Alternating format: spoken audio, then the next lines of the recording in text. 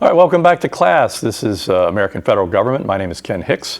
And now, at long last, after however many weeks into the semester, we are now moving to one of the constitutional branches of government. So we're going to start with Congress. It's basically the first institution created under the Constitution with Article 1. And it reflects the belief of the framers that legislatures should be sort of the center point of government, that everything that the United States should be doing at any particular point in time should be subject to deliberation by representatives of the people. So what are we going to learn today? First thing we're going to learn is that Congress represents the people, and we're going to talk a little bit about what that means, because representation can have a couple of different meanings. And then we're going to talk a little bit about congressional organization that's actually going to determine power in government. And of course, this is going to reflect back on the presentations we had on both political parties and on elections and campaigns. So when we say that Congress represents the people, the very word Congress is an Old English term, and it simply meant gathering. And when you look at sort of the history of English politics, which the framers and the colonists broadly drew on in establishing their own kind of frames of government, that idea of a Congress, of a gathering, was very important. Now, of course, in medieval England, the reflection was basically the powerful people of a neighboring area would meet in Congress. And that, again, also kind of reflects that early kind of amalgamation of the English state into what we might consider to be a modern administrative state. And Alfred the Great is kind of called Alfred the Great because he conceived of this idea of developing fortified villages that would be a lot harder for Vikings to be able to raid. Of course, this was during kind of the latter part of the Dark Ages. And, that was a response to the fact that, that raiding groups of marauders made it hard to govern. At the time, of course, these were agrarian societies. If you know anything about societies that are organized around producing food, there's very little in the way of wealth outside of food.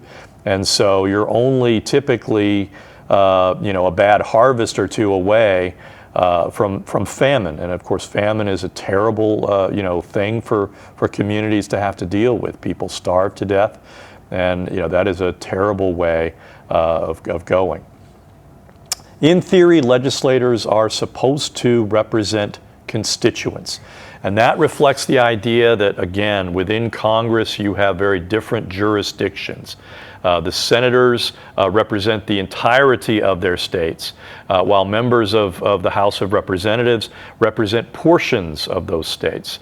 Originally, the Constitution called for one representative per 30,000 people. They eventually moved it up to 40,000. Imagine the size of the House of Representatives today if you had one representative for every 40,000 Americans, or even for every 100,000 Americans. The House of Representatives, we need a much bigger House of, in order to house the House of Representatives. So the House and the Senate, you have very important differences in representation. And again, you have this idea of bicameralism. We talked about this in our discussion of the Constitution. The purpose of a bicameral legislature is to increase the number of interests that can be brought into government. Now, again, remember, the Senate is supposed to represent the entire interests of a state, whereas the House of Representatives represents the more narrow interests. So if you think about Oklahoma, for example, here in District 2, you have a very different set of interests than you would find over in one of those western districts where it's much more sparsely populated. They also tend to draw those districts to encompass part of Oklahoma City. And that again, reflects a very diverse set of interests.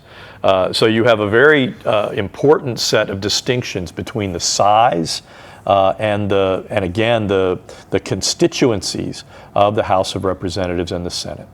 So again, James Lankford, who is the senior senator from Oklahoma, represents the entire state, all 2.5 million Oklahomans today. Whereas Kevin Hern, who represents District 1, that is largely Tulsa and a corridor going up to Bartlesville, represents basically again the 500,000 or 600,000 people that live within that area. It's also important to keep in mind, and I'll kind of readdress this in a minute. The Senate originally was not an elected body. Senators were appointed by state legislators. So in other words, when you think about how you become a senator, it basically means you have to win the support of your state legislatures. Now that meant typically that federal Senate elections were much more state-oriented than they are today. Today you have to win a statewide election. But back, for example, when you talk about the Lincoln-Douglas debates of 1860, they weren't campaigning for for a political position themselves. They were campaigning for the Republican and Democratic parties to win control of the state legislature in Illinois. And ultimately, Stephen Douglas won that election. So what kind of changed that? And ultimately what happened was increasingly it was widely understood that the state legislatures were becoming increasingly corrupt, and that the people that they were sending to the federal Senate were themselves kind of creatures of that very corrupt environment. In fact, it's interesting that campaign finance reform really originated in the state of Montana, and it dealt with mining. People who own the mines were very powerful in those in Montana and other mining heavy states like West Virginia, and they were sending really corrupt people, people who were basically the mine owners themselves, to represent them in the Senate. And so the first thing that happens is that's really the origin point of campaign finance laws. But also, it was part of the Progressive Era movement, something that was passed in 1913, that was ratified by the states, that led to the transition from the selection of senators by state legislators to the election of senators by direct statewide election. So the House and the Senate have contrasting roles, okay? The House is far more centralized and disciplined because it's a much larger body. They actually have 438 members, 3 of whom are non-voting members. They have some specific, roles to play. All revenue bills have to begin in the House of Representatives, again, because they are directly elected by the people. The Senate was designed to be the more deliberative body, and that gives rise to the potential for what is known as a filibuster. Now, originally, both the House and the Senate had kind of minimal rules on debate, and in fact, there were filibusters in the House of Representatives in the first couple of legislative sessions. And the result was they actually changed the rules in the House to actually, basically have a rule for closing down debate, so that people who oppose a piece of legislation lack the ability to talk a bill to death. Now, as a result of the House's adoption of relatively rigid rules governing debate, in fact, they have a rules committee that basically say we'll have a certain amount of time, and you'll be allowed or not allowed to offer amendments from the floor. That means, again, that the House is far more centralized and far more basically responsive to the leadership of the House of Representatives, at least in theory. Okay, the Senate was designed to be the more deliberative body, and actually, again, ironically, because of a revision of the rules when actually Aaron Burr was the vice president during Thomas Jefferson's administration, you end up with a situation where basically any kind of rules governing debate are omitted from the rewriting of the Senate rules. By tradition, that has continued. And the tradition of unanimous consent gives rise to the possibility that someone can take the floor and simply talk to such an extent that the leadership decides that the waste of time is too great, and they simply pull the bill from the floor. In theory, this gives the minority a say in the legislative process, because the majority party typically is going to recognize that the best way to pass legislation is to work with the minority in a bipartisan manner. And up until around 35, 40 years ago, that was really the case. However, going into the 1990s, you begin seeing instances where the minority party is far more willing to filibuster. And that really accelerated when you get into the 20th century, where again the minority party is basically stopping governance. That has happened quite frequently. Both parties have been willing to do it, but you have to concede also that Republicans, particularly since Mitch McConnell became the leader of Senate Republicans, have been much more willing to engage in the blanket use of filibusters in order to stop the legislative process, and basically just to throw a monkey wrench into the majority party being able to achieve their ends. This reflects again the rising kind of ideological tension between the two parties. As the Republican Party began becoming a more ideologically conservative party, and as the Democrats are increasingly becoming an ideologically more liberal party, you're creating an environment where the two really are in a zero-sum environment. Where a win by the other party is viewed as an absolute loss by the other party. And that again reflects this idea. When you look at some of the major achievements, for example, of the Obama administration, the Affordable Care Act was passed without a single Republican vote. The accomplishments of the Biden administration, the Inflation Control Act, the Infrastructure Act, these were passed without a single Republican vote.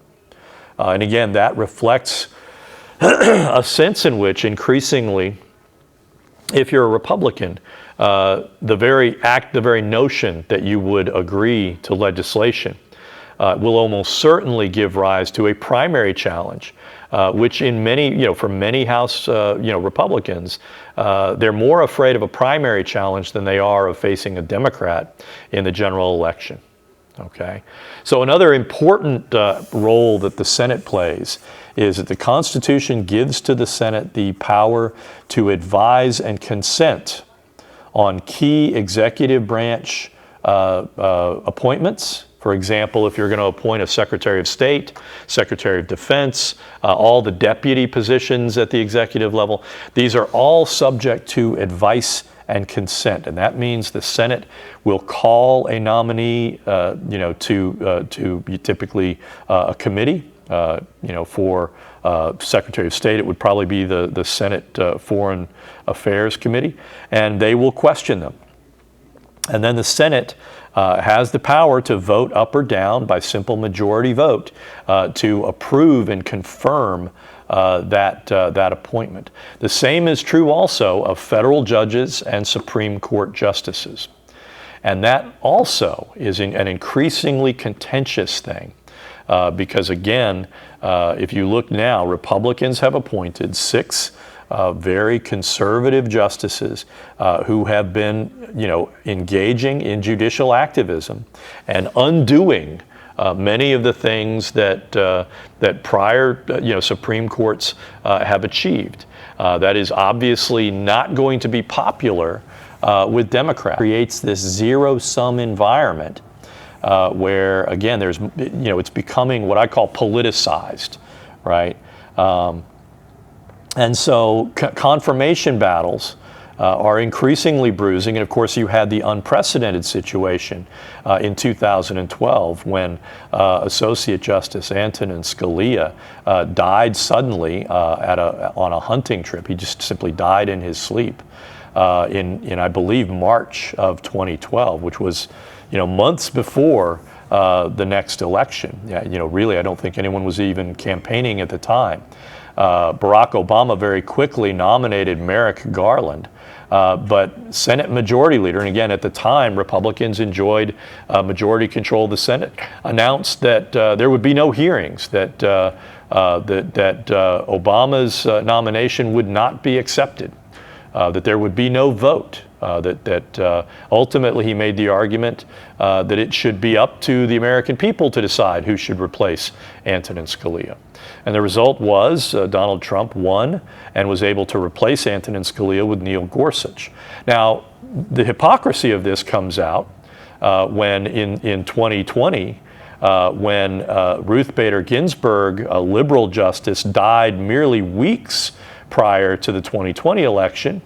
Republicans very quickly, in fact, in one of the most rapid confirmation processes in American history, nominated and confirmed Amy Coney Barrett to the court. And so again, I say it's hypocritical. At the same time, the reality is that politics is not beanbag. This is not a game played for light stakes. Power is an important thing. And people like Mitch McConnell feel like he owes it to conservatives to drive as hard a bargain as he can.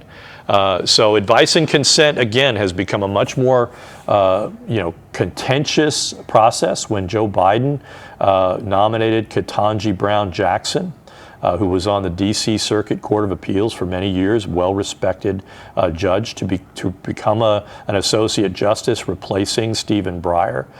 Republicans attacked her mercilessly and really made the hearings as contentious as possible and as ugly as possible, hoping that they would be able to peel off one of the more conservative Democrats like Joe Manchin of West Virginia or Kyrsten Sinema of Arizona. Ultimately, Ketanji Brown Jackson was confirmed. You also have the Senate having advice and consent responsibility for treaties that presidents may negotiate with foreign governments. Now, the distinction here is that the Senate's advice and consent power carries with it a much higher threshold for consent. You actually have to get 2/3 of the Senate to agree to ratify treaties with foreign governments. That is a very high bar, and ultimately what that means is that presidents are often frustrated by that process and oftentimes will not do it. In fact, I think that George Washington, the first president, was so frustrated by an attempted treaty that he negotiated that he vowed never to do it again. And presidents really from Washington's time have preferred to use executive agreements when they can, because executive agreements do not have that advice and consent responsibility attached to them. But of course, the problem with an executive agreement is that it's only as good as that administration. Future presidents can always renege, can always reverse that executive agreement. So presidents, again, famously, the Treaty of Versailles, which Woodrow Wilson led the powers of the victorious powers in World War II in negotiating. Ultimately, he came back to the United States and worked hard, worked so tirelessly. He likely, suffered a stroke as a result to try and get the Senate to ratify the treaty. Ultimately, the Senate rejected it because there was a large enough faction within the Republican Party. I believe they were called the Rejectionists. that ultimately were a large enough body to deny that 2/3 majority to ratify the Treaty of Versailles. So the United States was not a signatory to the treaty that ended World War I, and it was also not a signatory to the creation of the League of Nations, which was in fact Woodrow Wilson's idea. And the fact that it was Woodrow Wilson's idea made it all that more enticing for Republicans to reject it. Okay, which again gets you to the sense that partisanship existed even back then, the kind of partisanship that we're dealing with right now. So again, this slide really kind of highlights the differences between the House and the House of Representatives and the Senate. When you look at the Constitution, Article 1 sets a minimum age for each member. You have to be at least 25 to be a member of the House of Representatives and at least 30 to be a member of the Senate. Now again, remember, we think 25, that's really young, for Americans these days.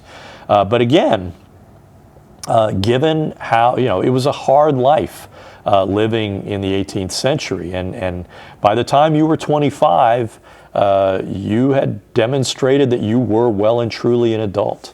Likewise, again, the Senate is, we consider 30 years old to be pretty young, but back then that was, again, a very mature age. You have to be a U.S. citizen for at least 7 years prior to serving in the House of Representatives or running for the House of Representatives, and you have to be a U.S. citizen for at least 9 years to run in the Senate. Now again, remember, at the time of ratification of the Constitution, there were, a lot of people were actually at least nominally British citizens, and so you had to have that period where you lived in the United States for that period of time.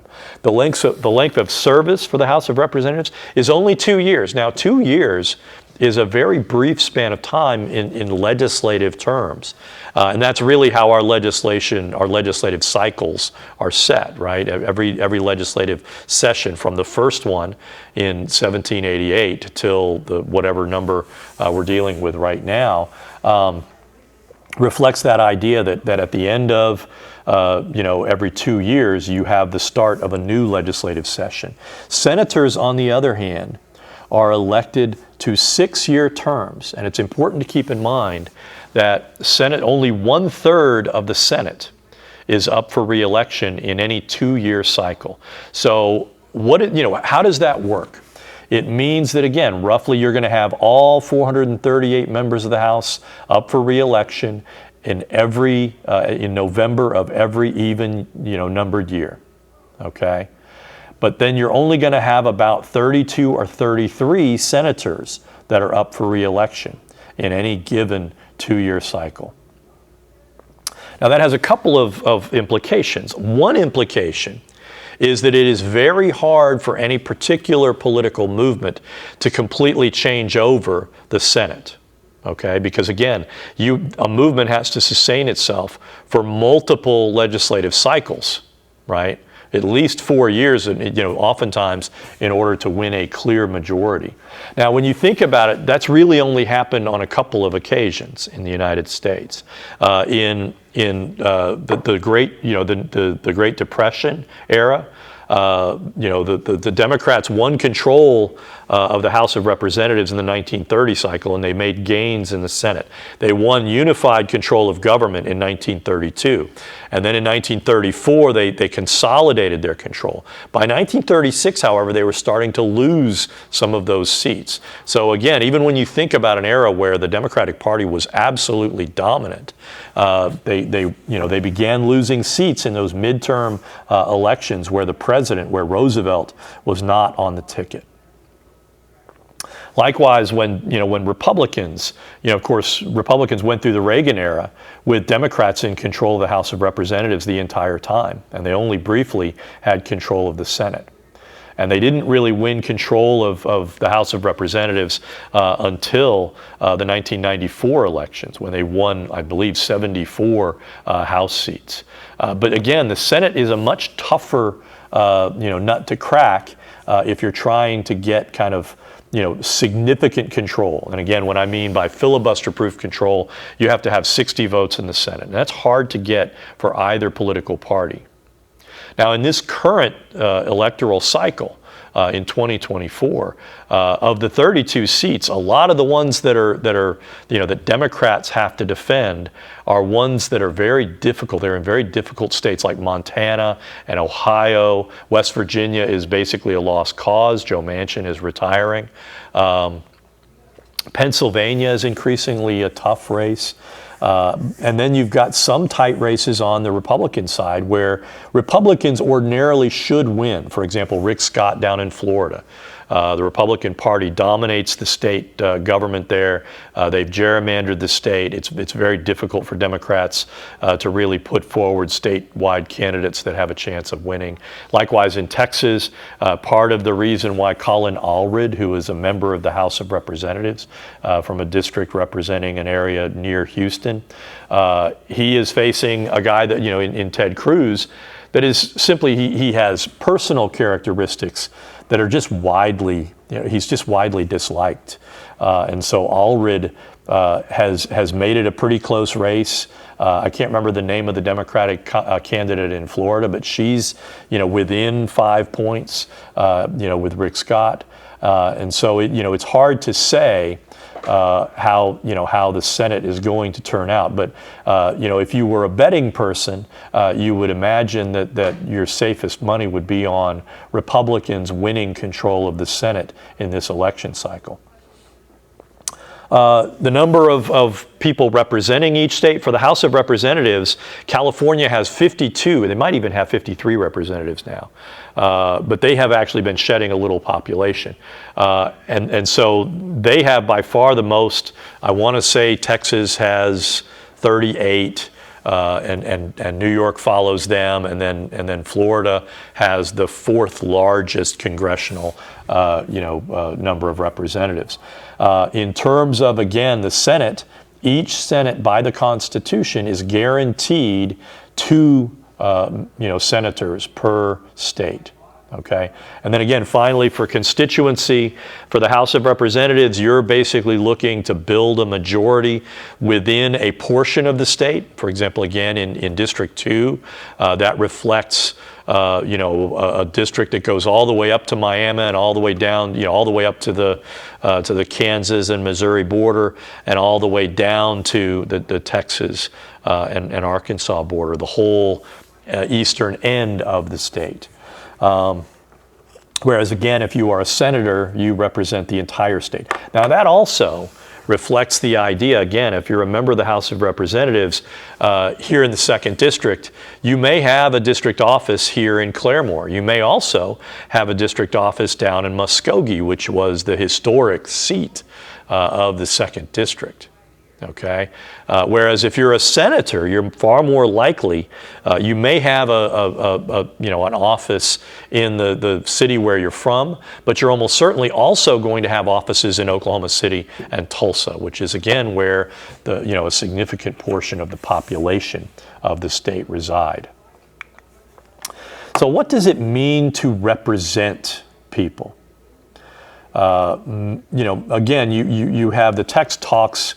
And scholars talk about this idea of a trustee or a delegate when you're talking about representation. So members of Congress often approach representation in different ways.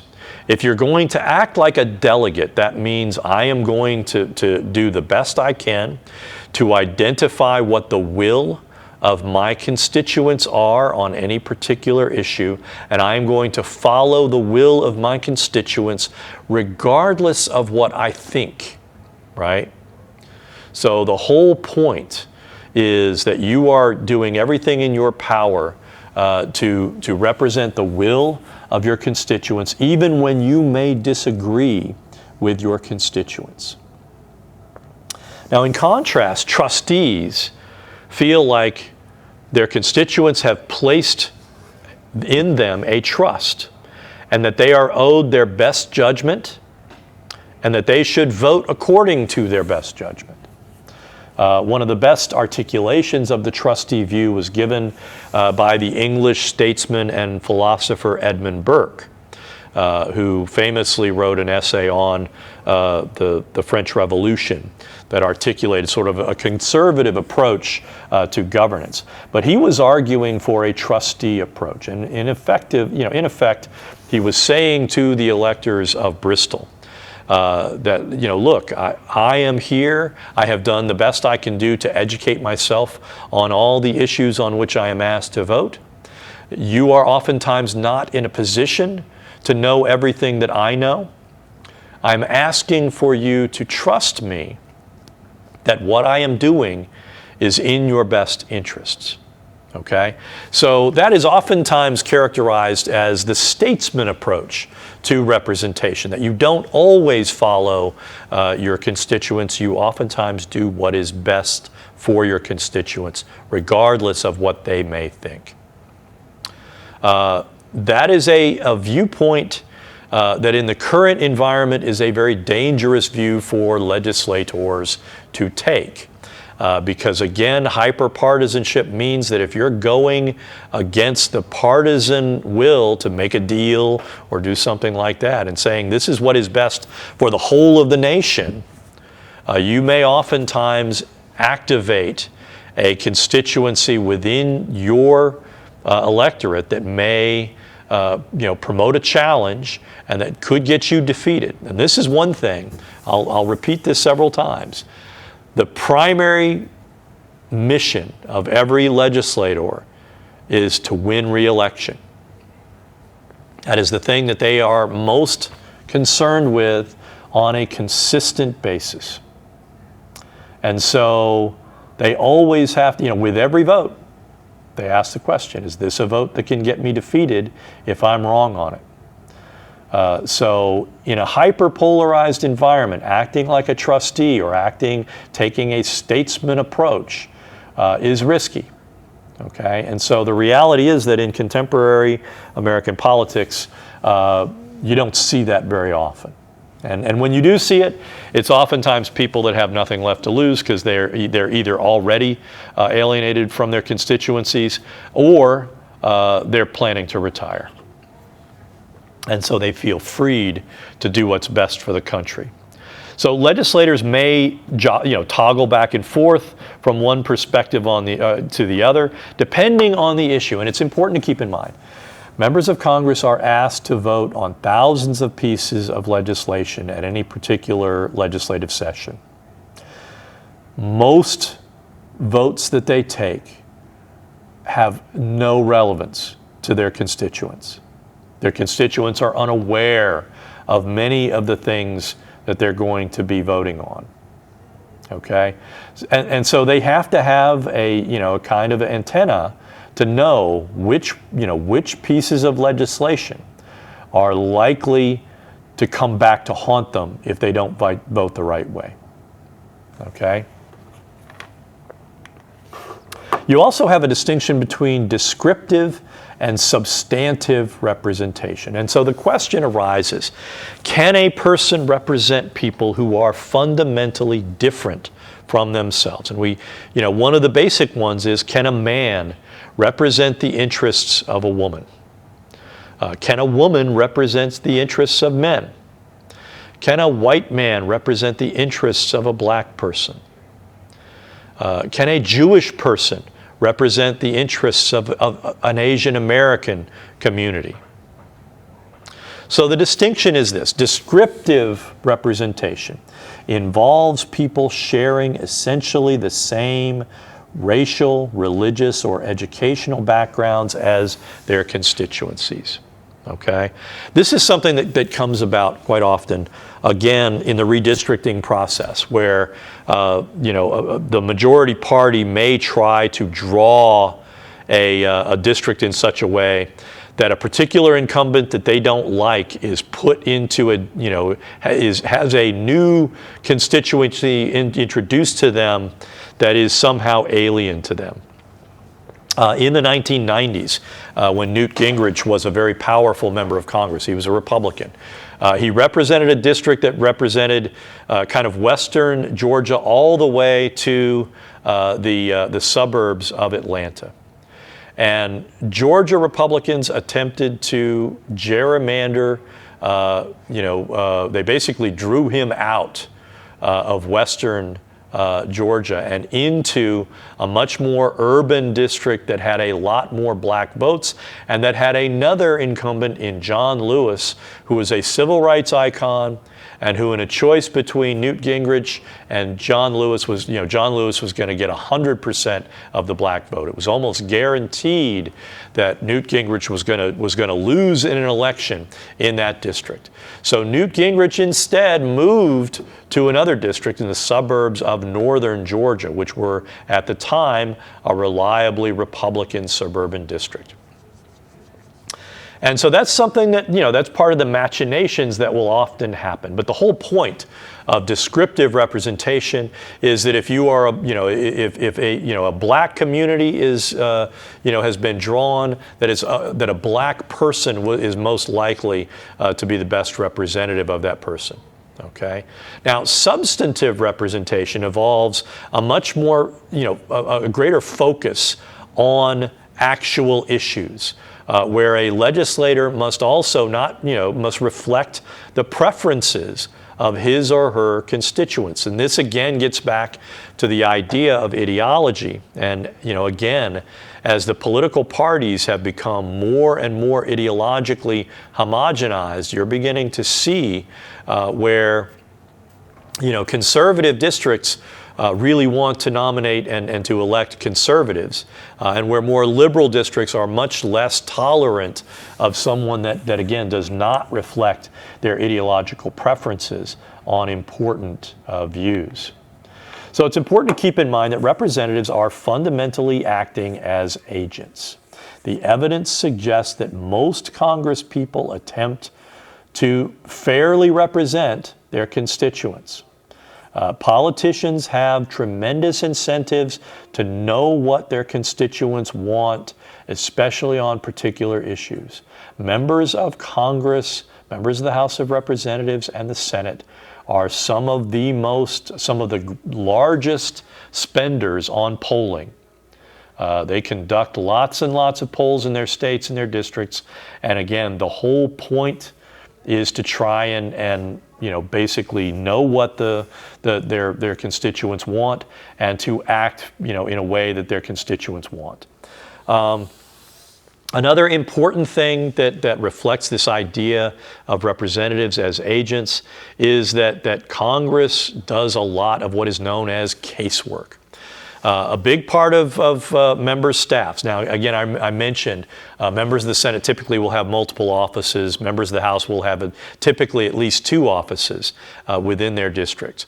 Those offices are staffed by people whose job is to field telephone calls from constituents and deal with their concerns. If you've got a veteran, for example, that is struggling to get veterans benefits, going to a member of Congress, having that brought to the member of Congress's attention, the effect that getting that veteran their benefits, the effect that an elderly American who has a problem with Social Security and a member of Congress is able to intervene on their behalf, that is how you win votes individually. Because there are instances where someone who is a diehard Republican, if a Democratic member actually resolves a problem for them, they will feel a sense of affection for that member of Congress that may lead them to vote for that member. That is another important aspect of the incumbency advantage that we discussed in a previous presentation. So particularly, again, in what we call monocultural states, members of Congress are oftentimes advocates on that specific issue. So, for example, Louisiana, Texas, Oklahoma, South Dakota, these are states that are dominated by the oil and gas industry. the members from those, the members of Congress from those states are going to be the fiercest advocates for, energy policy. Right? They're going to be the ones that are going to be the most hostile to regulations. They're going to be the ones that are most, fierce in advocating for opening federal lands for drilling and for leasing rights. And so, that really reflects, the basic, impulses of members of Congress, that they want to represent the dominant economic interests of their state. Now, for states that have more diverse interests, you're going to find people that are, that are going to latch themselves on to a broader array of interests. No one should be surprised that, that members from the New York City delegation are very fierce advocates for investment banking, right? That's some of their biggest, economic interests. So when you look at who the members of Congress are by gender, 24% of the Senate and 29% of the House are women, which means that despite the fact that women are 51% of the population, they are pretty significantly underrepresented in Congress, okay? So men are 76% of the Senate and 71% of the House. And that reflects, again, an important reality that by gender, Republicans in recent years have had a lot of difficulty getting women to run for office as Republicans. When you look at the 2008 elections, that was really, that marked the low water mark for the Republican Party, both in terms of women Republicans and, Republicans of color. And they have in the intervening years worked, really hard to try and recruit both women and black Republicans to run. And oftentimes they'll select a Republican to run in a Republican district. So you essentially, like Sam Darnold down in Florida, his district is effectively white. It's dominated by whites. So it's not black conservatives electing Sam Darnold. It's whites that are basically electing him.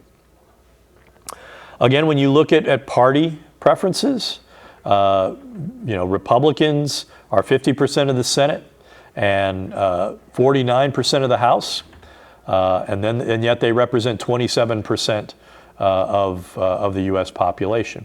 Democrats, they're 48% of the Senate, 51% of the House, and represent 29% of the Senate.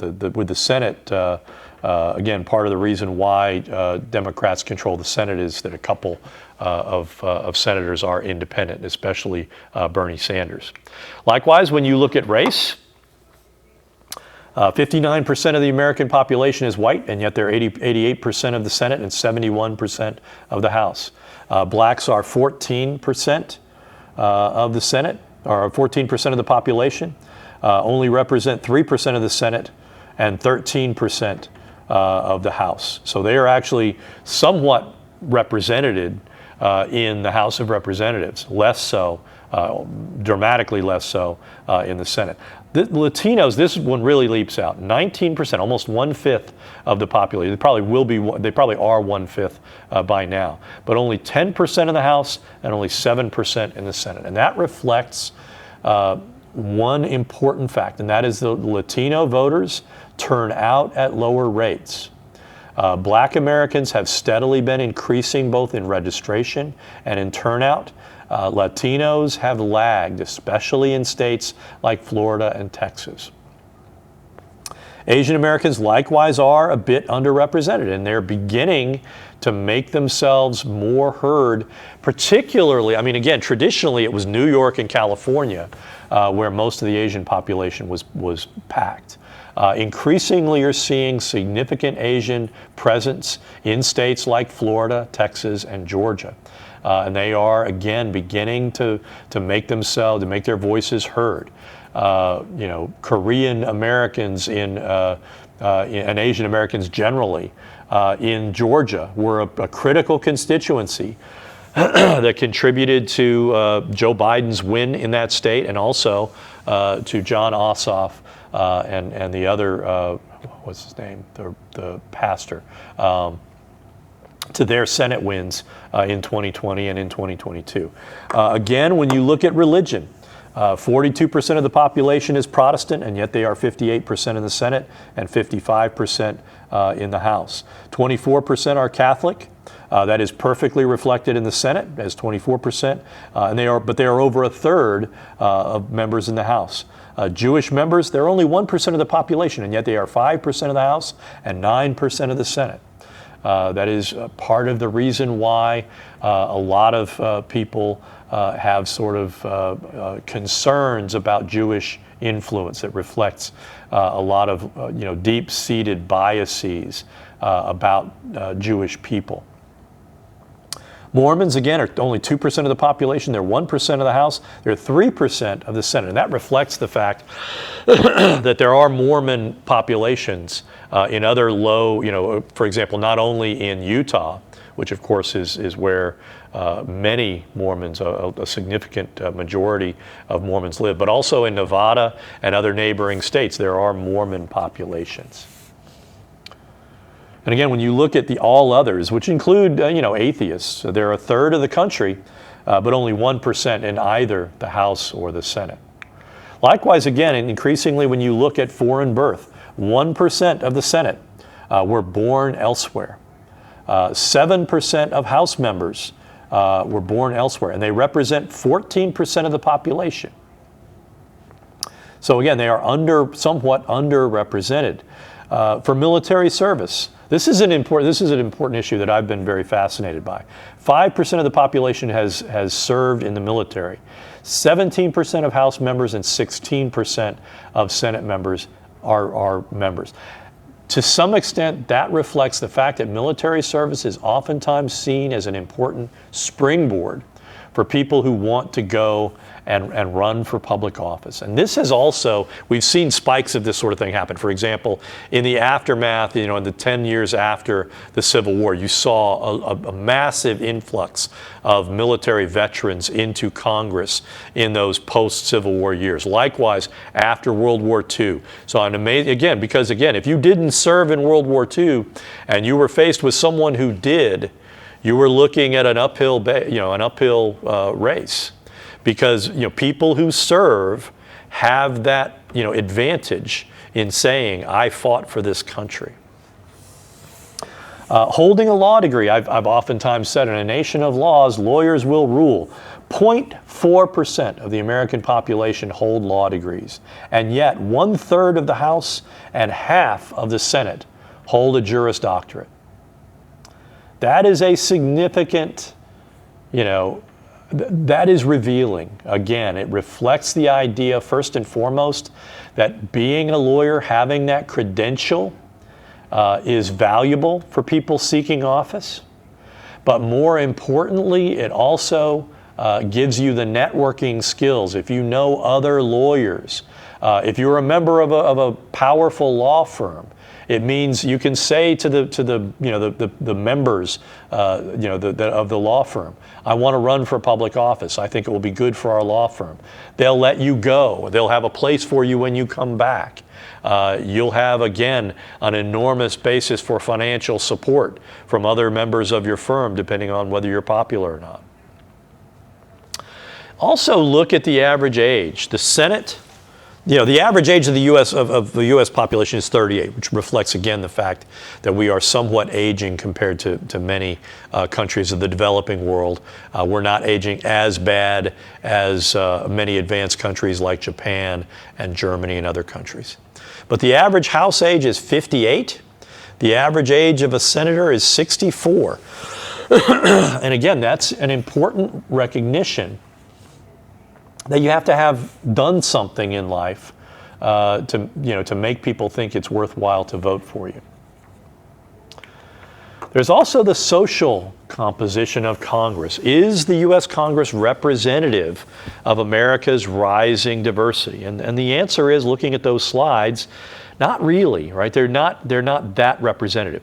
But they are becoming more representative, very slowly. The Senate is often described as a millionaire's club because it takes access to enormous sums of money to be able to run for a statewide office. And so it shouldn't be shocking that most members of Congress are independently wealthy themselves, and they are very oftentimes coming from very successful professional backgrounds, as noted. Oftentimes they are lawyers. And again, it reflects also that you can self-fund if you are a millionaire, or even in some instances these days, a billionaire. Congress is older, whiter, and wealthier than the nation demographically. The legal profession predominates among members of Congress. Nobody should be shocked by that reality. But the question arises, can Congress legislate fairly or take account of diversity of views and interests if they're not sociologically representative? And the answer is yes, they can do it if they choose. Because representation is malleable. Ted Kennedy, Ted Kennedy was widely viewed as a flawed human being. And yet, over his long service in the Senate, few people did more in the service of women's rights, in terms of getting legislation passed that defended women legally and advanced their interests as citizens than Ted Kennedy. You can say what you want about his character, and he was a bit of a cad, but nevertheless, he accomplished a great deal that protected and advanced the interests of women. And so that is simply kind of a reality. Congressional elections, there are three important factors that typically determine who is going to serve. Factor number one, who runs for Congress? And again, one thing that's happened that we talked about in our discussion of political parties is that the parties themselves have kind of weakened by their own rules their control over who runs for Congress. And so the result has been you've seen a lot more primary challengers that leaders of the political parties have not necessarily been that happy about. Okay, one of the classic examples, of course, is Alexandria Ocasio-Cortez. She, is from a neighborhood, I believe is in the Bronx or someplace like that, in New York City. The member of that of that district that represented that district, I can't remember his name offhand, but he was an Irish American. He was a member of congressional leadership. He was a progressive. Just one problem: he was not Puerto Rican. Alexandria Ocasio-Cortez was Puerto Rican, and she started on the ground. She went door knocking, and she went into the district, and she spoke to those constituents in a language they understood. She was a fluent Spanish speaker, and she ultimately defeated that incumbent member of Congress, a powerful member of the leadership. Again, a lot of people thought she was a lightweight, but she's a graduate of Boston University. I believe she has a political science or an international relations degree. And I frankly, in looking over her career, see little indication that she doesn't take her job seriously and doesn't prepare. Factor number two, again, the power of incumbency. Incumbents enjoy a significant advantage in seeking re-election. They can do the casework I mentioned earlier. They can get, we talk about the idea of pork barrel politics, and we often say that pork barrel politics is this, horrible thing. But the reality is that pork barrel politics is getting important things done for your particular district. If you can get a bridge built that makes it easier for your constituents to drive from one place to the other for work, that is an accomplishment, right? So pork barrel politics is for one person, it's a critical thing, it's a bad thing. But for members of Congress, it's my very important project for my district. And that is the lifeblood of Congress, whatever people may think, okay? So, what factors can lead to incumbents losing an election?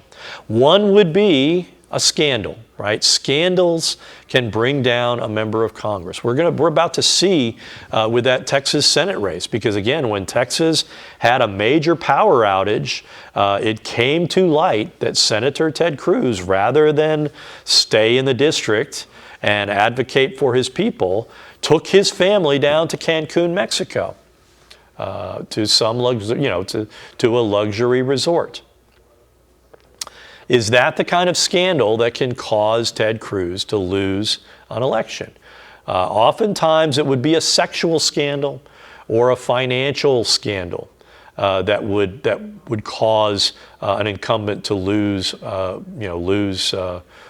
their race.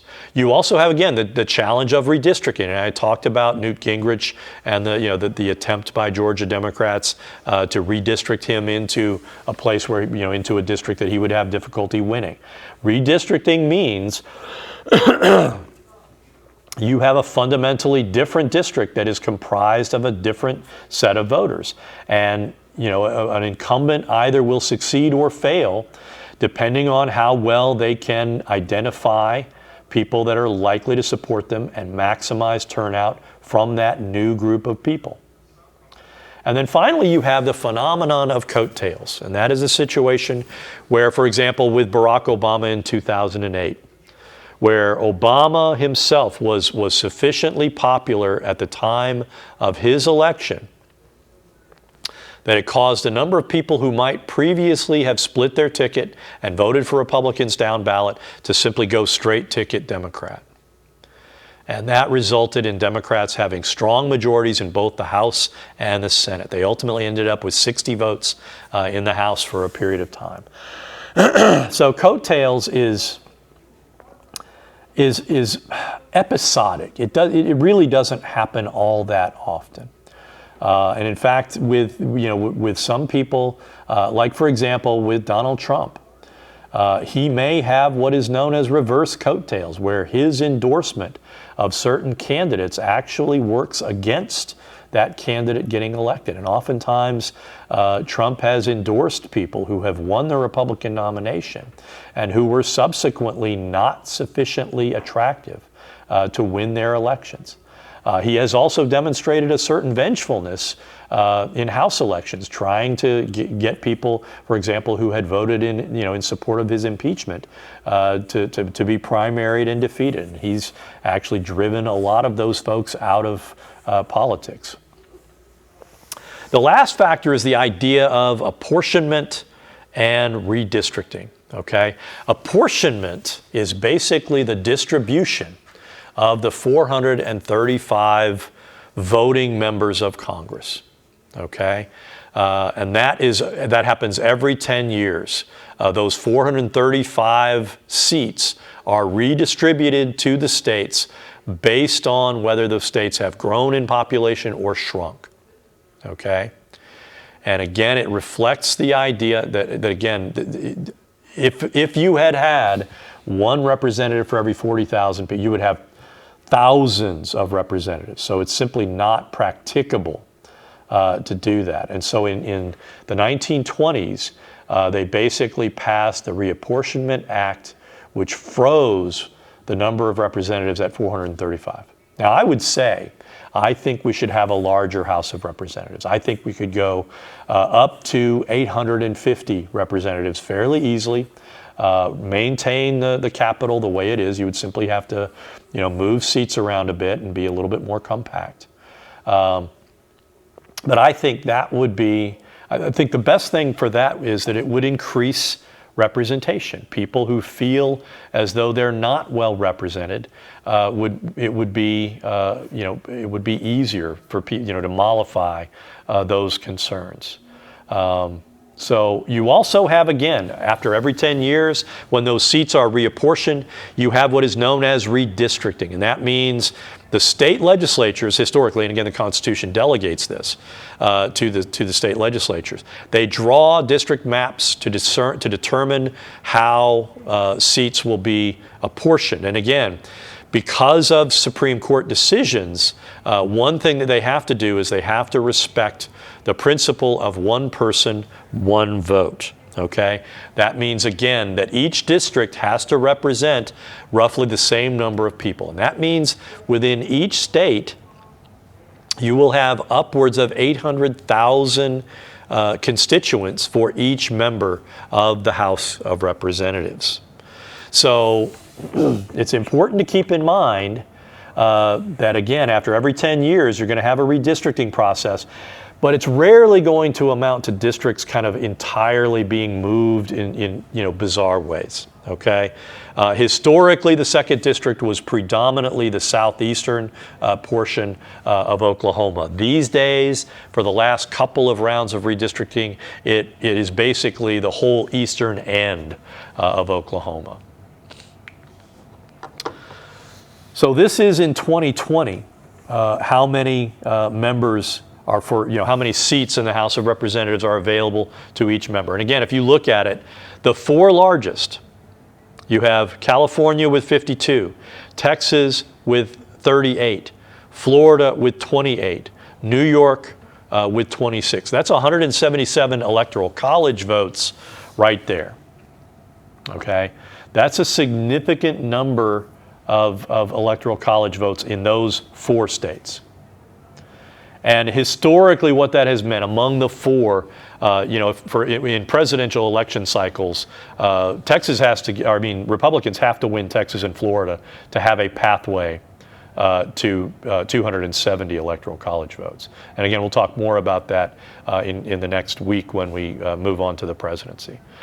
So how to contact your members of Congress. Nathan Barker, who's a legislative correspondent for a Republican member of the House of Representatives, kind of relates these kinds of issues that you really need to take into account. First and foremost, you need to do some research. If you're concerned about a particular issue and you decide you want to write Congress, you need to learn about it and know what you're talking about. Okay? If you don't, a staffer will read it and they'll just toss it in the trash. They're not going to respond, or they'll give you some rote response that is just, thank you for your communication, and we will be dealing with your concerns. If you want to voice your opinion on an issue or a piece of legislation, again, you want to contact their District of Columbia office because that's where the policy experts on that member of Congress's staff are going to be located. Particularly if you need a casework question dealt with, you want to focus on the local offices. Third, you should write, email, or call. Which is better? I think writing and emailing is best, and I really prefer email because then you have a record, and both sides have a record that something was sent and something was delivered. Okay. If you simply want to register an opinion, a call is fine. Always contact your own representative or senator because other representatives and senators are not interested in what you have to say. You can do them no good. You could do them harm. And so they're simply going to ignore you, again, give you a form response, so you should contact your House member or senator. There is no single script to follow, but it's always important to state your name, where you're from, what area, what city you're from, your background. Again, that gives them a useful frame of reference, and give them your opinion. And then to follow up, you should probably sign up for a senator or a member of the House's newsletter. They all have newsletters. They all have social media sites these days. So it is really easy, far easier than it used to be, to contact members of Congress. Okay, on to the second topic. Congressional organization determines power. You want to describe the factors that structure congressional activity. So, again, the Democrats have what is known as a caucus. Again, that's a group meeting. The Republicans meet in conference. That's the same thing. The Speaker has enormous power over their respective bodies, okay? The leader of the overall House is basically a person that can command the majority of the members of their party. Okay, and that is it is a position of tremendous potential power. Now, again, the challenge is that you may not be able to command the loyalty of every member of your constituency. This is something that has dogged Republicans since they won control of the House in 2002. They have gone through 2 speakers in 2 years. Kevin McCarthy had the briefest speakership in American history. And again, it reflects the fact that there are a couple of factions within the Republican House conference that are, to use a fancy word, obstreperous. They are pushing back continually against the House leadership, and they are oftentimes combative with leadership. Beneath the Speaker are the majority and minority leadership. And these are the guys that actually kind of control their party and manage the day-to-day activities of Congress. They should ideally work together. They should be able to communicate with one another effectively. The House Majority Leader is Steve Scalise. The House Minority Leader is Hakeem Jeffries, who, if Democrats win control of the House, would become the first black speaker in American history. Beneath the leadership is also what is known as the whip system. And there is the whip is the person who's responsible for identifying the mood of the conference and caucus on specific legislation. Okay, so that's an important aspect of leadership. You have to know how your members plan to vote. Oftentimes, you think of the whip system as a discipline, process, but it's with politics, as with so many things in life, you get more flies with honey than vinegar. Threatening members really is oftentimes ineffective. Punishing members for not doing what you want can oftentimes alienate people that otherwise you may need their support. And so it's important to keep in mind that politics is oftentimes about negotiation and accommodation. Okay? So the whip's job, again, is to be able to report accurately to the leadership what number of members are going to vote. And again, it gets down to within the majority party, so long as they can have enough discipline and have a large enough majority over their members, they can pass whatever legislation they need. And if you're continually bringing legislation to the floor that fails, it basically means you can't count. And that's a really kind of damning flaw to have in a leadership, okay? The committee system is very important. Woodrow Wilson, our first American president who was also a political scientist, once famously wrote that Congress in general session is Congress on display, while Congress in its committee rooms is Congress at work. Now, there are a number of different kinds of committees. Standing committees exist across legislative sessions. And that means, for example, the House Foreign Relations Committee. Again, you're always going to see legislation coming before Congress dealing with foreign affairs. So you have a standing committee that exists across legislative sessions that deals with that particular issue. Okay? You've got an agriculture committee, you've got a banking committee, you've got a finance committee, et cetera, et cetera. You've also got select committees that typically are formed to investigate specific issues. Now, both the House and the Senate also have select committees on intelligence. Those are special committees that deal with the intelligence community. Okay? But at any particular point, you can also select committee members to form, most often select committees are ad hoc committees. You also have what are known as joint committees, which are comprised of members of both parties and both houses, and that reflects, oftentimes an issue that may be particularly contentious and controversial. You want to have a bipartisan approach, and again, in this era of hyperpartisanship, those kinds of committees aren't happening as often. And then you also have conference committees. And conference committees are part of the legislative process. That means when Congress, when the House and the Senate pass identical versions of a bill, or not identical versions of a bill on the same issue that is not identical, you have to meet in conference to iron out the differences and create a compromise version of that bill that then goes back to the House and the Senate for a vote. Committees are organized in a particular way. The leadership, historically, seniority has been important for determining committee leadership. Republicans have proven to be most willing to depart from seniority, and typically by, again, seniority, that means the member of the majority party with the longest service would normally become the Senate committee chair. Republicans have departed from that quite frequently, and in fact, they have adopted term limits for committees, which means they're oftentimes rotating from committee to committee. And again, recent organizational changes have tended to weaken the hand of committee chairs within the legislative process and has centralized power in the House and Senate leadership. And again, partisanship has oftentimes made bipartisan legislation very difficult to achieve. The staff system is also a very important component of Congress, okay? In my view, again, I make this argument quite frequently, staff equals power, okay?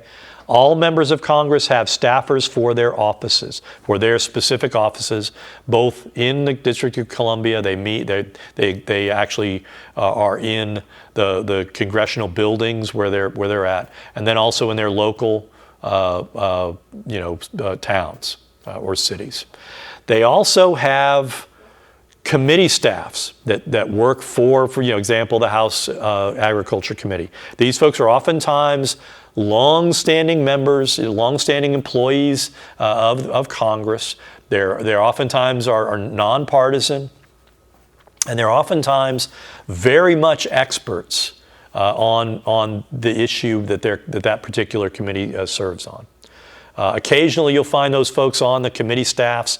They'll lose their job because somehow something got controversial. They'll wind up on a member's staff as a result. Okay? There are a lot of communication that exists between members of Congress are from their staff to staff. Like Mark Wayne Mullen will communicate with James Langford at the staff level. Their chiefs of staff probably will communicate on an issue. Congress also employs around 2,000 committee staffers, many of whom serve in what are often described as the Big Three.